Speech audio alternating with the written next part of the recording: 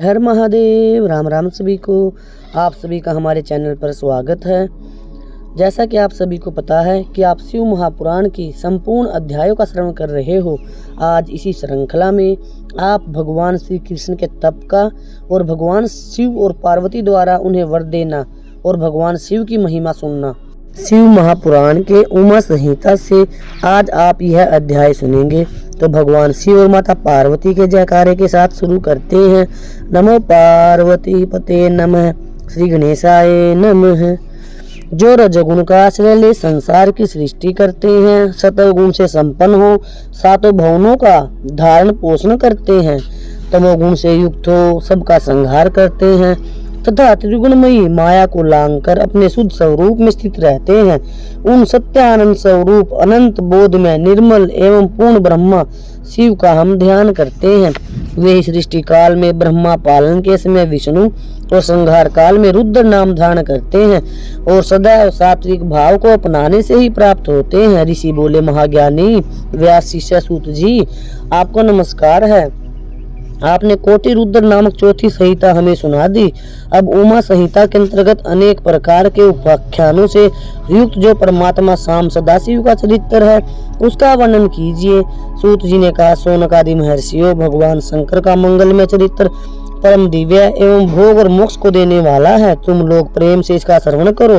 पूर्व काल में मुनिवर व्यास ने सनत कुमार के सामने ऐसे ही पवित्र प्रश्न को प्रस्तुत किया था और इसके उत्तर में उन्होंने भगवान शिव के उत्तम चरित्र का गान किया था। उस समय पुत्र की प्राप्ति के लिए श्री कृष्ण के हिमवान पर्वत पर जाकर महर्षि उपमन्यु से मिलने, उनकी बताई हुई पद्धति के अनुसार भगवान शिव की प्रसन्नता के लिए तप करने, उनके तप से प्रसन्न होकर पार्वती, कार्तिकेय तथा गणेश सहित शिव के प्रकट होने तथा श्री कृष्ण के द्वारा उनकी स्तुति पूर्वक वरदान मांगने की कथा सुनाकर सनत कुमार जी ने कहा। श्री कृष्ण का वचन सुनकर भगवान भव बोले, वासुदेव, तुमने जो कुछ मनोरथ किया है वह सब पूर्ण होगा। इतना कहकर त्रिशूलधारी भगवान शिव फिर बोले, यादवेंद्र, तुम्हें सांब नाम से प्रसिद्ध एक महापराक्रमी बलवान पुत्र प्राप्त होगा। एक समय मुनियों ने भयानक संवर्तक सूर्य को श्राप दिया कि तुम मनुष्य योनि में उत्पन्न हो जाओगे, अतः वे संवर्तक सूर्य ही तुम्हारे पुत्र होंगे। इसके सिवा जो जो वस्तु तुम्हें अभिष्ट है वह तुम सब प्राप्त करोगे। संत कुमार जी कहते हैं, इस प्रकार परमेश्वर शिव से संपूर्ण वरदानों को प्राप्त करके श्री कृष्ण ने विविध प्रकार की बहुत प्रकार की स्तुतियों द्वारा उन्हें पूर्णतः संतुष्ट किया। इसके पश्चात भक्त वत्सला गिरिजा कुमारी शिवा ने प्रसन्न हो उन तपस्वी शिव भक्त महात्मा वासुदेव से कहा। पार्वती बोली, परम बुद्धिमान वसुदेव नंदन श्री कृष्ण, मैं तुमसे बहुत संतुष्ट हूँ। अनग, तुम मुझसे भी उन मनोवांछित वरों को ग्रहण करो जो पृथ्वी पर दुर्लभ हैं। श्री कृष्ण ने कहा, देवी, यदि आप मेरे सत्य तप से संतुष्ट हैं और मुझे वर दे रही हैं तो मैं यह चाहता हूँ कि ब्राह्मणों के प्रति कभी मेरे मन में द्वेष न हो। मैं सदा ब्राह्मणों, सहस्त्रों साधु, सन्यासियों और तिथियों को सदा अपने घर पर श्रद्धा से पवित्र अन्न का भोजन कराऊं। भाई बंधुओं के साथ नित्य मेरा प्रेम बना रहे तथा मैं सदा संतुष्ट रहूं। सनत कुमार जी कहते हैं, श्री कृष्ण का यह वचन सुनकर संपूर्ण अभिष्टों को देने वाले सनातनी देवी पार्वती आश्चर्यचकित हो उनसे बोली, वासुदेव, ऐसा ही होगा, तुम्हारा कल्याण हो। इस प्रकार श्री कृष्ण पर उत्तम कृपा करके उन्हें अनेक वरदान देकर पार्वती देवी तथा परमेश्वर शिव दोनों ही अंतर्ध्यान हो गए। इसके पश्चात केसी हंता श्री कृष्ण ने मुनिवर उपमन्यु को प्रणाम करके उनसे वर प्राप्ति का सारा समाचार बताया। तब उन मुनि ने कहा, जनार्दन, संसार में भगवान शिव के सिवा दूसरा कौन महादानीश्वर है तथा क्रोध के समय दूसरा कौन अत्यंत दुस्सह हो उठता है।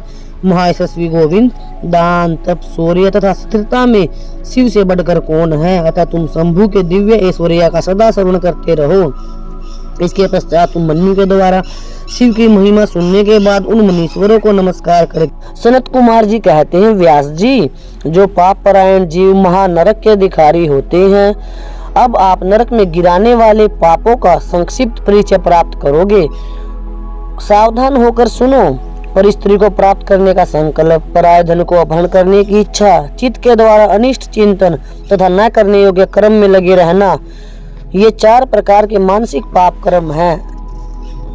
असंगत प्रलाप अर्थात बेसिर पैर की बातें जिनका कोई अर्थ न हो, असत्य भाषण, अप्रिय बोलना और पीठ पीछे चुगली करना, ये 4 वाचिक वाणी द्वारा होने वाले पाप कर्म है। अभक्ष्य भक्षण, प्राणियों की हिंसा, व्यर्थ के कार्यों में लगा रहना और दूसरों के धन को हड़प लेना, ये 4 प्रकार के शारीरिक पाप कर्म हैं। इस प्रकार ये 12 कर्म बताए गए हैं जो मन, वाणी और शरीर इन 3 साधनों से संपन्न होते हैं। जो संसार सागर से पार उतारने वाले महादेव जी से द्वेष करते हैं वे सब के सब नरकों के समुद्र में गिरने वाले हैं। उनको बड़ा भारी पातक लगता है। जो शिव ज्ञान का उपदेश देने वाले तपस्वी की, गुरुजनों की और पिता ताऊ आदि की निंदा करते हैं वे उन्मत्त मनुष्य नरक समुद्र में गिरते हैं। ब्रह्म हत्या, मदिरा पीने वाला, सोना चुराने वाला, गुरु पत्नीगामी अर्थात गुरु की पत्नी से प्रार्थना करने वाला, इन 4 से संपर्क रखने वाला, 5वीं श्रेणी का पापी, ये सब के सब महापातकी कहे गए हैं। जो क्रोध से, लोभ से, भय से तथा द्वेष से ब्राह्मण के वध के लिए महान मर्म भेदी दोष का वर्णन करता है वह ब्रह्म हत्यारा होता है। जो ब्राह्मण को बुलाकर उसे कोई वस्तु देने के पश्चात फिर ले लेता है तथा निर्दोष पुरुष पर दोष आरोपण करता है वह मनुष्य भी ब्रह्म हत्यारा होता है। जो भरी सभा में उदासीन भाव से बैठे हुए ब्राह्मण को अपनी विद्या के अभिमान से अपमानित करके उसे निस्तेज कर देता है उसे ब्रह्म हत्या कहा गया है। जो दूसरों के यथार्थ गुणों को भी जबरदस्ती खंडन करके झूठे गुणों द्वारा अपने आप को उत्कृष्ट सिद्ध करता है वह निश्चय ही ब्रह्म हत्यारा होता है। जो सांडों द्वारा बाही जाती हुई गौ के साथ तथा गुरु से उपदेश ग्रहण करते हुए ब्राह्मणों के कार्य में विघ्न डालता है उसे ब्रह्म हत्यारा कहते हैं। जो देवताओं, ब्राह्मणों तथा गौ के उपयोग के लिए दी हुई भूमि को हर लेता है उसे ब्रह्म हत्यारा कहा गया है। देवता और ब्राह्मण के धन को हर लेना तथा अन्याय से धन कमाना ब्रह्म हत्या के समान ही पाप जानना चाहिए। जिस किसी व्रत, नियम तथा यज्ञ को ग्रहण करके उसे त्याग देना तथा महापंच महायज्ञों का अनुष्ठान न करना मदिरापान के समान पाप बताया गया है। पिता और माता को त्याग देना, झूठी गवाही देना, ब्राह्मण से झूठा वादा करना, शिव भक्तों को मांस खिलाना तथा अभक्ष्य वस्तु का भक्षण करना ब्रह्म हत्या के समान कहा गया है। वन में निरपराध प्राणियों का वध कराना भी ब्रह्म हत्या के समान है। साधु पुरुषों को चाहिए कि वह ब्राह्मण के धन को त्याग दे, उसे धर्म के कार्य भी न लगाए, अन्यथा ब्रह्म हत्या का दोष लगता है। गायों के मार्ग में, वन में तथा गांव में जो लोग आग लगाते हैं वे भी ब्रह्म हत्या ही करते हैं। इस तरह जो पाप महाभयानक है वे ब्रह्म हत्या के समान माने गए हैं। ब्राह्मण के द्रव्य का अपहरण करना, पैतृक संपत्ति के बंटवारे में उलटफेर करना, बहुत अभिमान और अधिक क्रोध करना, पाखंड फैलाना, कृतघ्नता करना, विषयों में अत्यंत आसक्त होना, कंजूसी करना, सत्पुरुषों से द्वेष रखना, परिस्त्री समागम करना, श्रेष्ठ कुल की कन्या को कलंकित करना, यज्ञ, बाग, बगीचे, सरोवर तथा स्त्री पुरुषों का विक्रय करना, तीर्थ यात्रा, उपवास तथा व्रत एवं उपनयन आदि का सौदा करना, स्त्री के धन से जीविका चलाना, स्त्रियों के अत्यंत वशीभूत होना, स्त्रियों की रक्षा न करना तथा छल से पराई स्त्रियों का सेवन करना, ब्रह्मचर्य आदि व्रतों का त्याग देना, दूसरों के आचार का सेवन करना, असत शास्त्रों का अध्ययन करना, सूखे तर्क का सहारा लेना, देवता, अग्नि, गुरु, साधु तथा ब्राह्मण की निंदा करना, पितृयज्ञ और देवयज्ञ को त्याग देना, अपने कर्मों का परित्याग करना, बुरे स्वभाव को अपनाना, नास्तिक होना, पापों में लगना और सदा झूठ बोलना, इस तरह के पापों से युक्त स्त्री पुरुषों को महापातकी कहा गया है अर्थात वो महापापी हैं। जो मनुष्य गायों, ब्राह्मण कन्याओं, स्वामी, मित्र तथा तपस्वी महात्माओं के कार्य नष्ट कर देते हैं वे नरकगामी माने गए हैं। जो ब्राह्मणों को दुख देते हैं उन्हें मारने के लिए शस्त्र उठाते हैं, जो ब्राह्मण होकर शूद्रों की सेवा करते हैं तथा जो कामवश मदिरापान करते हैं, जो पाप परायण, क्रूर तथा हिंसा के प्रेमी हैं, जो गायशाला में, अग्नि में, जल में, सड़कों पर, पेड़ों की छाया में, पर्वतों पर, बगीचों में तथा देव मंदिरों के आसपास मलमूत्र का त्याग करते हैं, बांस, ईंट, पत्थर, काठ, सींग और कीलों द्वारा जो रास्ता रूंधते हैं, रोकते हैं, दूसरों के खेत आदि की सीमा मिटा देते हैं अर्थात उनकी डोलों को मिटा देते हैं, छल से शासन करते हैं, छल कपट के ही कार्यों में लगे रहते हैं, किसी को ठग कर लाए हुए पाक अर्थात भोजन, अन्न तथा वस्त्रों का छल से ही उपयोग करते हैं, जो स्त्री, पुत्र, मित्र, बाल, वृद्ध, दुर्बल, आतुर, भृत्य, अतिथि तथा बंधुजनों को भूखे छोड़कर स्वयं खा लेते हैं, जो अजितेंद्रिय पुरुष स्वयं नियमों को ग्रहण करके फिर उन्हें त्याग देते हैं, संन्यास धारण करके भी फिर से घर बसा लेते हैं,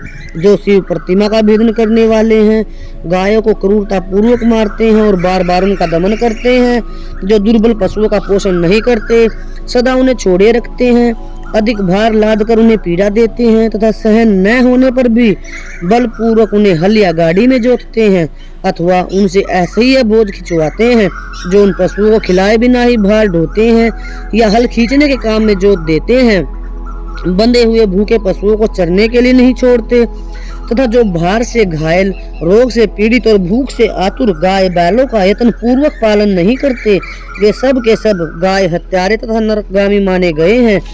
जो पापिष्ट मनुष्य बैलों के अंडकोश कटवाते हैं और बंध्या गाय को जोतते हैं, वे महानारकी हैं। जो आशा से घर आए हुए भूख प्यास और परिश्रम से कष्ट पाते हुए और अन्न की इच्छा रखने वाले अतिथियों को, अनाथों को, स्वाधीन पुरुषों को, दीनों को, बाल वृद्ध, दुर्बल एवं रोगियों पर कृपा नहीं करते, वे मूड नरक के समुद्र में गिरते हैं। मनुष्य जब मरता है तब उसका कमाया हुआ धन घर में ही रह जाता है, भाई बंधु भी शमशान तक जाकर लौट आते हैं, केवल उसके किए हुए पाप और पुण्य ही परलोक के रास्ते पर जाने वाले उस जीव के साथ जाते हैं। जो औचित्य की सीमा को लांघकर मनमाना कर वसूल करते हैं तथा दूसरों को दंड देने में ही रुचि रखते हैं, वह राजा नरक में पकाया जाता है। जिस राजा के राज्य में प्रजा घूसखोरों, अपनी रुचि के अनुसार कम दाम देकर अधिक कीमत का माल ले लेने वाले अधिकारियों तथा चोर डाकुओं से अधिक सताई जाती है, वह राजा भी नरकों में पकाया जाता है।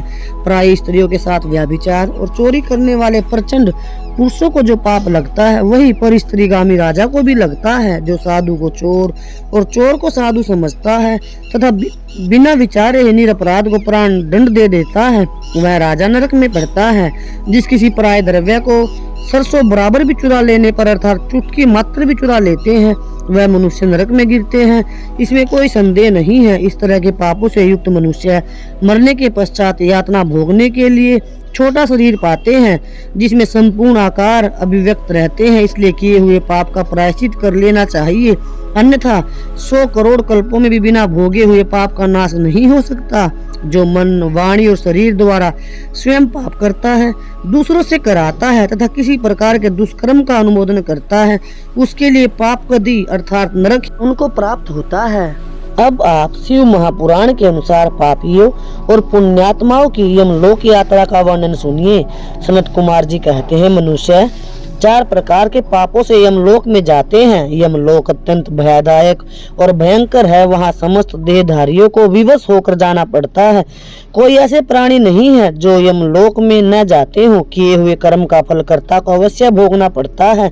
इसका विचार करो, जीवों में जो शुभ कर्म करने वाले, सौम्यचित और दयालु हैं, वे सौम्य मार्ग से यमपुरी के पूर्व द्वार को जाते हैं। जो पापी पाप कर्म परायण तथा दान से रहित हैं, वे भयानक दक्षिण मार्ग से यमलोक की यात्रा करते हैं। मृत्यु लोक से 86,000 योजन की दूरी लांघकर अनेक रूप वाले यमलोक की स्थिति है। यह जानना चाहिए, पुण्य कर्म करने वाले लोगों को तो वह नगर निकटवर्ती सा जान पड़ता है, परंतु भयानक मार्ग से यात्रा करने वाले पापियों को वह बहुत दूर दिखाई देता है। वहाँ का मार्ग कहीं तो तीखे कांटों से युक्त है, कहीं कंकड़ों से व्याप्त है, कहीं छुरे की धार के समान तीखे पत्थर उस मार्ग पर पड़े हुए हैं, कहीं बड़ी भारी कीचड़ फैली हुई है। बड़े छोटे पातकों के अनुसार वहाँ की कठिनाइयों में भी भारीपन अथवा हल्कापन है, अर्थात जो कम पाप करते हैं उनको कम सजा और जो ज्यादा पाप करते हैं उनको ज्यादा सजा मिलती है। कहीं कहीं यमपुरी के मार्ग पर लोहे की सुई के समान तीखे दाब फैले हुए हैं।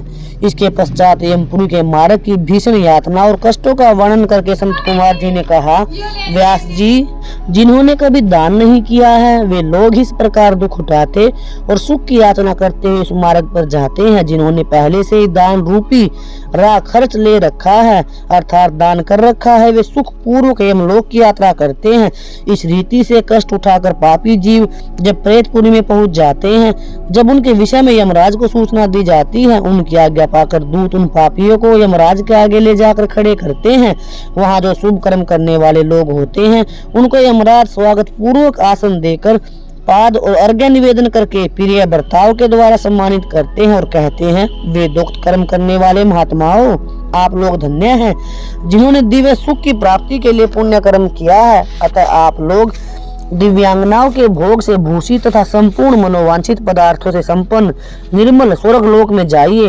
वहाँ भगवान भोगों का उपभोग करके अंत में पुण्य के क्षीण हो जाने पर जो कुछ थोड़ा सा सुख शेष रह जाएगा उसे फिर यहाँ आकर भोगिएगा।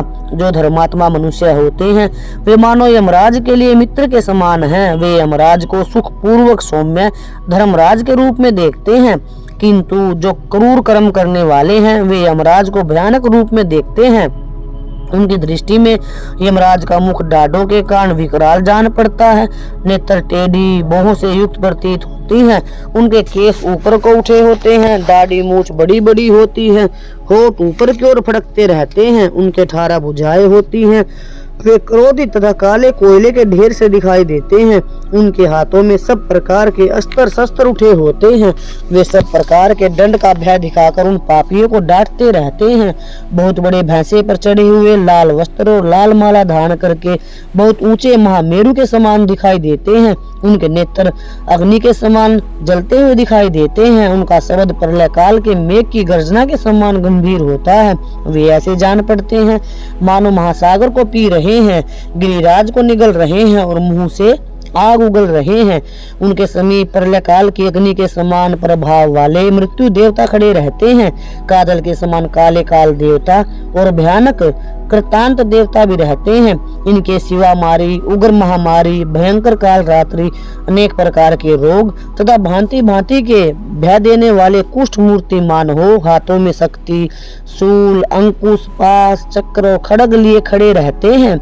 वज्र तुल्य मुख धारण करने वाले रुद्रगण सूर तर्कस और धनुष धारण किए वहां उपस्थित होते हैं। सभी नाना प्रकार के आयुध धारण करने वाले महान वीर एवं भयंकर, इनके अतिरिक्त असंख्य महावीर यमदूत, जिनकी अंग कांति काले कोयले के समान काली होती है। अब आप आगे नरकों की 28 प्रकार तथा प्रत्येक के 5-5 नायक के क्रम से 140 रौरववादी नरकों की नामावली सुनेंगे। संत कुमार जी कहते, व्यास जी, इसके पश्चात यमदूत पापियों को बहुत तपे हुए पत्थर पर बड़े वेग से दे मारते हैं, मानो वज्र से बड़े बड़े वृक्ष को धराशायी कर दिया गया हो। उस समय शरीर से जर्जर हुआ देहधारी जीव कान से खून बहाने लगता है और शुद्ध बुद्ध खोकर बेहोश हो जाता है। तब वायु का स्पर्श कराकर वे यमदूत फिर उसे जीवित कर देते हैं और उसके पापों की शुद्धि के लिए उसे नरक समुद्र में डाल देते हैं। पृथ्वी के नीचे नरक की 7 कोटियां हैं, जो 7वें तल के अंत में घोर अंधकार के भीतर स्थित हैं।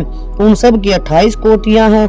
पहली कोटि घोरा कही गई है, दूसरी सुघोरा है, उसके नीचे स्थित है, तीसरी अति घोरा, चौथी महाघोरा, 5वीं घोर रूपा, 6ठी तला, 7वीं भयानका, 8वीं काल रात्रि, 9वीं भयोतटका, उसके नीचे 10वीं चंडा, उसके भी नीचे महाचंडा, फिर चंड कोलाहला तथा उससे अनेक प्रचंडा हैं, जो चंडों की नायिका कही गई है।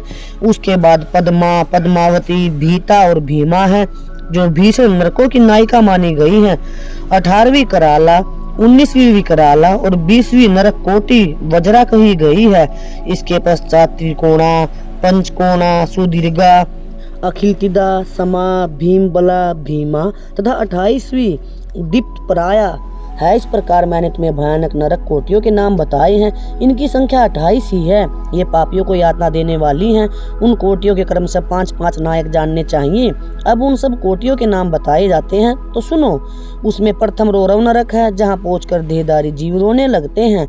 महारौरव की पीड़ा से तो महान पुरुष भी रो देते हैं। इसके बाद शीत और उष्ण नामक नरक है, फिर सुघोर है। रौरव से सुघोर तक आदि के 5 नरक नायक माने गए हैं। इसके बाद सुमहातिक्षण, संजीवन, महातम, विलोम, विलोप, कंटक, तीव्र वेग, कराल, विकराल, प्रकंपन, महावक्र, काल, काल सूत्र, प्रगजन, सूचिमुख, सुनेति, खादक, सुपरपीड़न, कुंभिपाक, सुपाक, कर्कच, अति दारुण, अंगार, राशि भवन, मेरु, अस्क्र प्रहित, तीक्ष्ण तुंड, शकुनी, महासंवर्तक, क्रतु, तप्त जंतु, पंकलेप, प्रतिमांस, त्रिपुद्रव, उच्छ्वास, सुनिरुच्छ्वास, सुदृग, कूट सालमनी, दुरिष्ट, सुम महावाद, परवाद, सुप्रताघन, मेघ, वृष, साल्म, सिंहमुख, व्याघ्रमुख, गजमुख, कुकुरमुख, शुकुरमुख, अजमुख, महिषमुख, गूकमुख, कोकमुख, वर्कमुख, ग्राहा,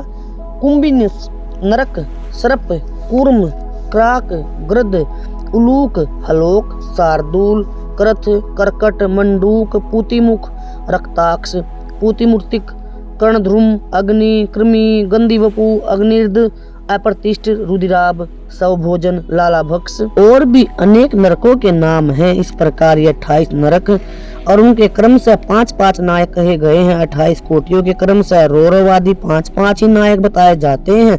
उपर्युक्त 28 कोटियों को छोड़कर लगभग 100 नरक माने जाते हैं और महानरक मंडल 140 नरकों का बताया गया है। इसके बाद आप विभिन्न पापों के कारण मिलने वाली नरक यातना सुनिए। सनत कुमार जी कहते हैं, व्यास जी, इन सब भयानक पीड़ादायक नरकों में पापी जीवों को अत्यंत भीषण नरक यातना भोगनी पड़ती है। जो मिथ्या आगम पाखंडियों के शास्त्र में प्रवृत्त होता है वह दो जीव नामक नरक में जाता है और जीवा के आकार में आधे कोस तक फैले हुए तीक्ष्ण हलों द्वारा वहां उसे विशेष पीड़ा दी जाती है। जो क्रूर मनुष्य माता पिता और गुरु को डांटता है उसके मुंह में कीड़ों से युक्त विष्ठा ठूस कर उसे खूब पीटा जाता है। जो मनुष्य शिव मंदिर, बगीचे, बावड़ी, कुआं, तालाब तथा ब्राह्मण के स्थान को नष्ट भ्रष्ट कर देते हैं और वहां स्वेच्छानुसार रमण करते हैं, वे नाना प्रकार के भयंकर कोहलू आदि के द्वारा पेरे और पकाए जाते हैं तथा प्रलयकाल पर्यंत नरक यज्ञों में पकते रहते हैं। पर स्त्रीगामी पुरुष उस रूप से ही व्याभिचार करते हुए मारे पीटे जाते हैं। पुरुष अपने पहले जैसे शरीर को धारण करके लोहे की बनी हुई खूब तपाई हुई नारी का गाढ़ आलिंगन करके सब ओर से जलते रहते हैं, अर्थात लोहे की स्त्री बनाकर उससे उसको गले मिलाया जाता है जिससे वो जलता रहता है। वे उस दुराचारणी स्त्री का गाढ़ आलिंगन करते और रोते हैं। जो सत्पुरुषों की निंदा सुनते हैं उनके कानों में लोहे या तांबे आदि की बनी हुई कीलें आग से खूब तपाकर भर दी जाती हैं। इसके सिवा जस्ते, शीशे और पीतल को गलाकर पानी के समान करके उनके कान में भरा जाता है। फिर बार बार गर्म दूध और खूब तपाया हुआ तेल उनके कानों में डाला जाता है। फिर उन कानों पर वज्र का लेप कर दिया जाता है। इस तरह क्रमशः उनके कानों को उपयुक्त वस्तुओं से भरकर उनको नरकों में यातनाएं दी जाती हैं। सभी नरकों में सब और ये यातनाएं प्राप्त होती हैं और सभी नरकों की यातनाएं बड़ा कष्ट देने वाली होती हैं। जो माता पिता के प्रति बोहें टेढ़ी करते अथवा उनकी और उदंडता पूर्वक दृष्टि डालते या हाथ उठाते हैं उनके मुखों को अंत तक लोहे की कीलों से दृढ़ता पूर्वक भर दिया जाता है। जो मनुष्य लुभाकर स्त्रियों की ओर अपलक दृष्टि से देखते हैं उनकी आंखों में तपाकर आग के समान लाल की हुई सुइयां भर दी जाती हैं। जो देवता, अग्नि, गुरु तथा ब्राह्मणों को अगर भाग निवेदन किए बिना ही भोजन कर लेते हैं उनकी जीभ और मुख में लोहे की सैकड़ों कीलें तपाकर ठूस दी जाती है। जो लोग धर्म का उपदेश करने वाले महात्मा, कथा वाचक की निंदा करते हैं, देवता, अग्नि और गुरु के भक्तों की तथा सनातन धर्म की खिल्लियां उड़ाते हैं, उनकी छाती, कंठ, जीवा, दांतों की संधि, तालू, होठ, नासिका, मस्तक तथा संपूर्ण अंगों की संधियों में आग के समान तपाई हुई 3 शाखा वाली लोहे की कीलें मुदगरों से ठोकी जाती हैं। उसमें उन्हें बहुत कष्ट होता है। इसके पश्चात सब ओर से उनके घावों पर तपाया हुआ नमक छिड़क दिया जाता है। फिर उस शरीर में सब और बड़ी भारी यातनाएं होती है। जो पापी शिव मंदिर के पास अथवा देवता के बगीचों में मलमूत्र का त्याग करते हैं उनके लिंग और अंडकोश को लोहे के मुदगरों से चूर चूर कर दिया जाता है तथा आग से तपाई हुई सुइयां उसमें भर दी जाती है, जिससे मन और इंद्रियों को महान दुख होता है।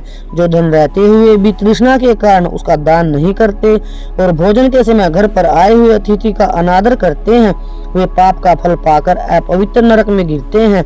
जो कुत्तों और गायों को उनका भाग अर्थात बलि न देकर स्वयं भोजन कर लेते हैं उनके खुले हुए मुंह में 2 कीलें ठोक दी जाती है। यमराज के मार्ग का अनुसरण करने वाले जो श्याम और सबल अर्थात सांवले तथा चितकबरे 2 कुत्ते हैं मैं उनके लिए यह अन्न का भाग देता हूँ, वे इस बलि को ग्रहण करें। पश्चिम, वायव्य, दक्षिण और नैऋत्य दिशा में रहने वाले जो पुण्य कर्मा कोए हैं वे मेरी दी हुई इस बलि को ग्रहण करें। इस अभिप्राय के 2 मंत्रों से क्रमशः कुत्ते और कोए को बलि देनी चाहिए। जो लोग यत्न पूर्वक भगवान शंकर की पूजा करके विधिवत अग्नि में आहुति दे शिव संबंधी मंत्रों द्वारा बलि समर्पित करते हैं, वे यमराज को नहीं देखते और स्वर्ग में जाते हैं। इसलिए प्रतिदिन पक्षियों को, जानवरों को भोजन देना चाहिए। एक चकोर मंडप बनाकर उसे गंध आदि से अधिवासित करे।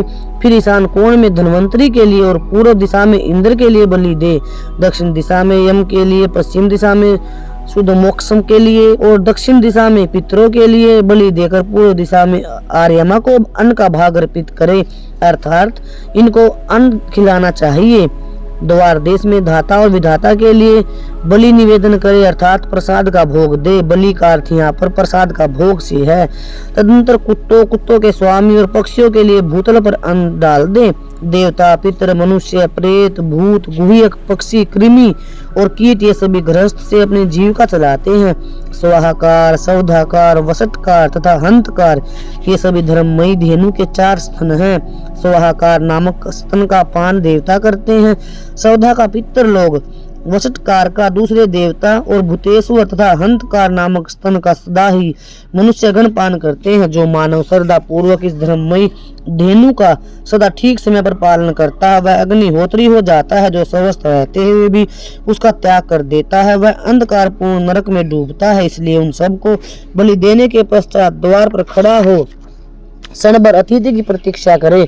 यदि कोई भूख प्यास से पीड़ित अतिथि या उसी गांव का निवासी पुरुष मिल जाए तो उसे अपने भोजन से पहले यथाशक्ति शुभ अन्न का भोजन कराए। जिसके घर से अतिथि निराश होकर लौटता है उसे वह अपना पाप दे, बदले में उसका पुण्य लेकर चला जाता है। अब आप उन पुण्यों को सुनिए जो यमलोक के मार्ग को हमारे लिए आसान बना देते हैं। व्यास जी बोले, प्रभु पापी मनुष्य बड़े दुख से यमलोक के मार्ग में जाते हैं। अब आप मुझे उन धर्मों का परिचय दीजिए जिनसे जीव सुख पूर्वक यम मार्ग यात्रा पर जाते हैं। सनत कुमार जी ने कहा, मुने अपना किया हुआ शुभ अशुभ कर्म बिना विचारे विवश होकर भोगना पड़ता है।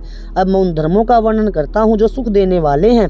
इस लोक में जो श्रेष्ठ कर्म करने वाले कोमलचित और दयालु पुरुष हैं वे भयंकर यम मार्ग पर सुख से यात्रा करते हैं। जो श्रेष्ठ ब्राह्मणों को जूता और खड़ाऊ दान करता है वह मनुष्य विशाल घोड़े पर सवार होकर बड़े सुख से यमलोक को जाता है। छत्र दान करने से मनुष्य उस मार्ग पर उसी तरह छाता लगाकर चलते हैं जैसे यहाँ छाते वाले लोग चलते हैं। शिविका का दान करने से मनुष्य रथ के द्वारा सुख से यात्रा करते हैं। सैया और आसन का दान करने से दाता यमलोक के मार्ग में विश्राम करते हुए सुख पूर्वक जाता है। जो बगीचे लगाते हैं और छायादार वृक्ष का आरोपण करते हैं अथवा सड़क के किनारे वृक्ष लगाते हैं ये धूप में भी बिना कष्ट के यमलोक को जाते हैं। जो मनुष्य फूलवाड़ी लगाते हैं वो पुष्पक विमान से यात्रा करते हैं। देव मंदिर बनाने वाले उस मार्ग पर घर के भीतर क्रीड़ा करते हैं। जो अतिथियों के आश्रम का निर्माण कराते हैं और अनाथों के लिए घर बनवाते हैं वे भी घर के भीतर क्रीड़ा करते हैं। जो देवता, अग्नि, गुरु, ब्राह्मण, माता और पिता की पूजा करते हैं ये मनुष्य स्वयं ही पूजित हो अपनी इच्छा के अनुकूल मार्ग द्वारा सुख से यात्रा करते हैं। दीप दान करने वाले मनुष्य संपूर्ण दिशाओं को प्रकाशित करते हुए जाते हैं।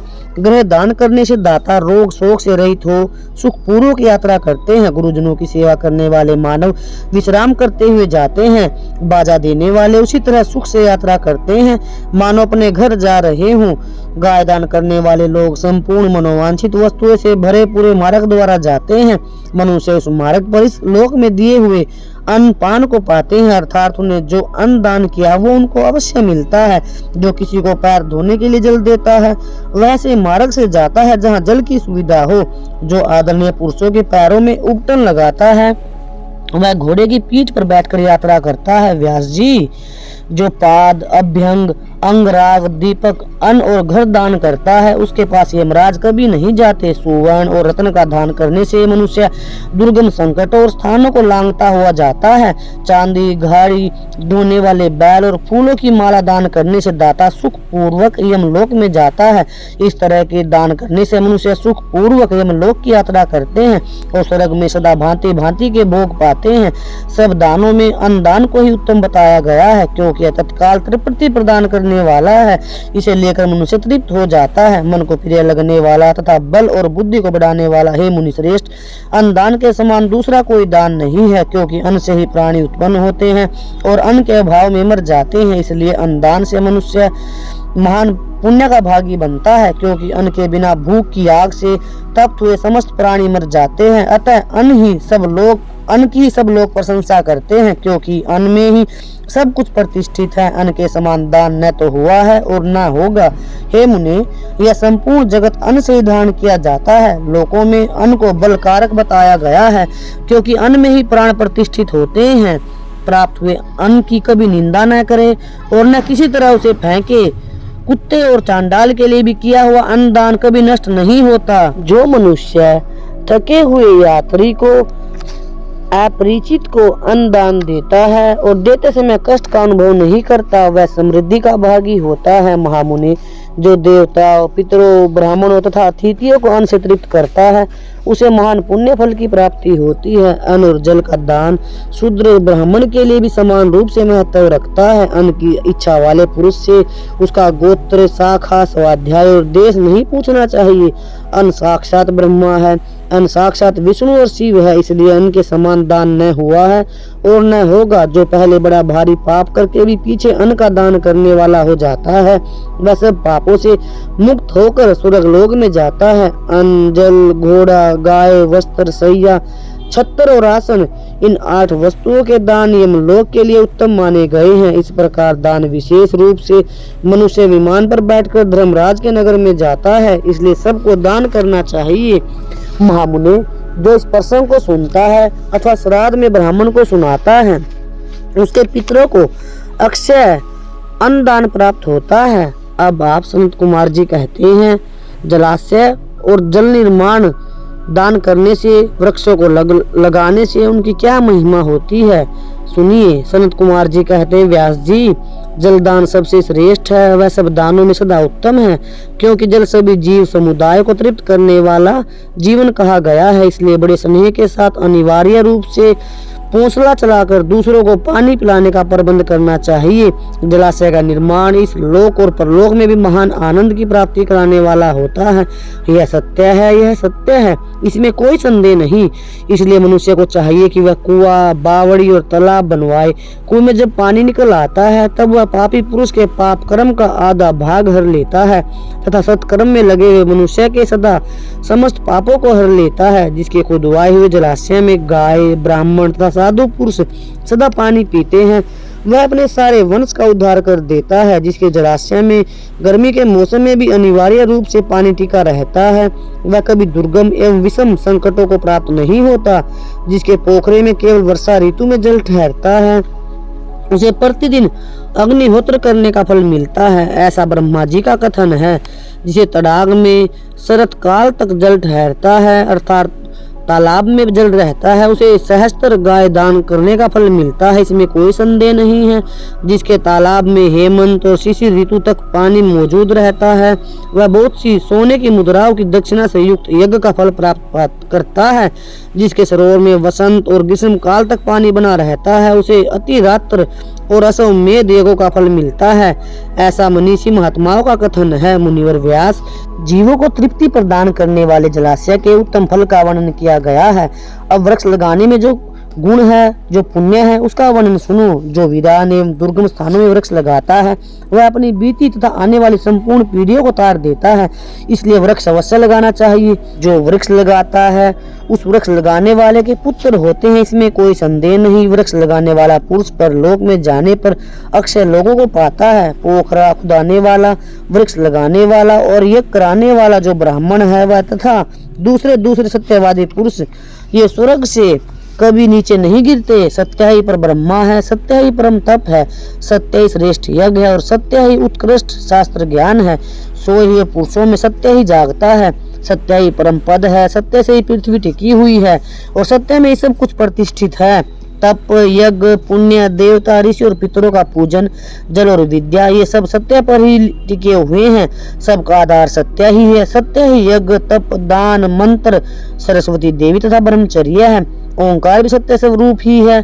सत्य से ही वायु चलती है, सत्य से ही सूर्य तपता है, सत्य से ही आग जलती है और सत्य से ही स्वर्ग टिका हुआ है। लोक में संपूर्ण वेदों का पालन तथा संपूर्ण तीर्थों का स्नान करने केवल सत्य से सुलभ हो जाता है। सत्य से सब कुछ प्राप्त होता है, इसमें संदेह नहीं। एक सहस्त्र सौमेध और लाखों यज्ञ एक और तराजू पर रखे जाए और दूसरी ओर सत्य हो तो सत्य का ही पलड़ा भारी होगा। देवता, पितर, मनुष्य, नाग, राक्षस तथा चराचर प्राणियों सहित समस्त लोग सत्य से प्रसन्न होते हैं। सत्य को परम धर्म कहा गया है, सत्य को ही परम पद बताया गया है और सत्य को ही परमात्मा कहते हैं, इसलिए सदा सत्य बोलना चाहिए। सत्य प्राण मुनि अत्यंत दुष्कर तप करके स्वर्ग को प्राप्त हुए हैं तथा सत्य धर्म में अनुरुक्त रहने वाले सिद्ध पुरुष भी सत्य से ही स्वर्ग के निवासी हुए हैं। अतः सदा सत्य बोलना चाहिए। सत्य से बढ़कर दूसरा कोई धर्म नहीं है। सत्य रूपी तीर्थ अगाध, विशाल, सिद्ध एवं पवित्र जलाशय है। उसमें योग युक्त होकर मन के द्वारा स्नान करना चाहिए। सत्य को परम पद कहा गया है। जो मनुष्य अपने लिए, दूसरे के लिए अथवा अपने बेटे के लिए भी सौपन में झूठ नहीं बोलते, वे स्वर्ग के अधिकारी होते हैं। वेद, यज्ञ तथा मंत्र ये ब्राह्मणों में सदा निवास करते हैं, परंतु असत्यवादी ब्राह्मणों में इनकी प्रतीति नहीं होती। अतः सदा सत्य बोलना चाहिए। इसके पश्चात तप की बड़ी भारी महिमा बताते हुए सनत कुमार जी ने कहा, हे मुने सुनो, संसार में ऐसा कोई सुख नहीं है जो तपस्या के बिना सुलभ हो अर्थात प्राप्त हो। तब से ही सारा संसार सुख प्राप्त करता है। इस बात को वेद वेता पुरुष जानते हैं। ज्ञान, विज्ञान, आरोग्य, सुंदर रूप, सौभाग्य तथा शाश्वत सुख तप से ही प्राप्त होते हैं। तपस्या से ही ब्रह्मा बिना परिश्रम के ही संपूर्ण विश्व की सृष्टि करते हैं। तपस्या से ही विष्णु इसका पालन करते हैं। तपस्या के बल से ही रुद्र देव संहार करते हैं तथा तप के प्रभाव से ही शेष अशेष भूमंडल को धारण करते हैं। प्यारे भक्तजनों, आप सभी ने शिव महापुराण की इस कथा में आज नरकों के बारे में, पाप पुण्य कर्मों के बारे में जाना। अगली वीडियो में आप वेद और पुराणों के स्वाध्याय तथा उनके द्वारा अनेक प्रकार के दान की महिमा और नरकों का वर्णन जानेंगे कि वेद और शास्त्रों में कौन से दान, तप, कर्म बताए गए हैं। आप सभी ने अपना कीमती समय देकर शिव महापुराण की इस कथा का श्रवण किया, इसके लिए आप सभी का कोटि कोटि धन्यवाद। अगर आपको ये कथाएं अच्छी लगती हैं तो कमेंट में हर हर महादेव लिखें। राम राम सभी को। भगवान आप सभी पर अपनी कृपा बनाए रखे। शुक्रिया सभी का।